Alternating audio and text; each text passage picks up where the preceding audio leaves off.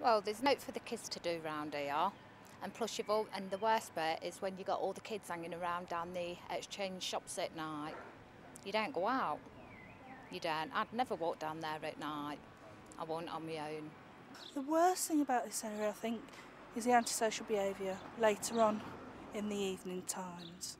And I think there needs to be more going on for the youth, for them to do later on during the day. I think there's plenty going on for young children, but not enough going on for the older kids. Just a lot of young people that don't seem to have anywhere to go. There's sort of no youth groups. They're at a difficult age, and they sort of hang about in the park or on the streets, and like I say, drinking, etc. Quite intimidating, really, gangs of youths. They're hanging around in quite a few numbers. It's quite intimidating if you need to go to the shops.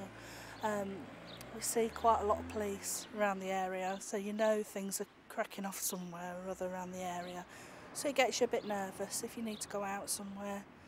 I've seen someone get glassed, I've seen someone being stabbed, and I think that's it. Drugs, I'd say, is a big one. Kind of alcoholism. A lot of people come in and just buy a ridiculous amount of alcohol just for every single day. It's just got worse, basically. It's just got worse since I've lived here for 5 years. And it's definitely getting worse because, like I said, there's nowhere for the younger people to go anywhere.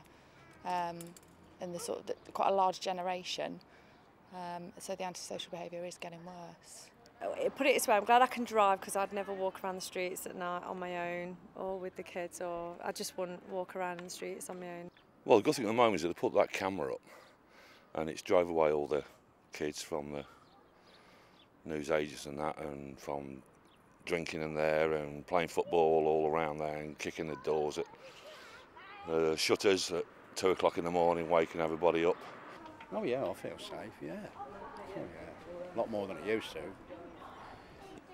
I find it safe, yeah, but I don't know, for the elderly people, I can see it might be a bit intimidating with all the people, all the young kids sitting around and that. But that, like I said before, if they had more stuff for the young kids to do, maybe they wouldn't all congregate around the shops. This area, all the kids always hang around here, do you know what I mean?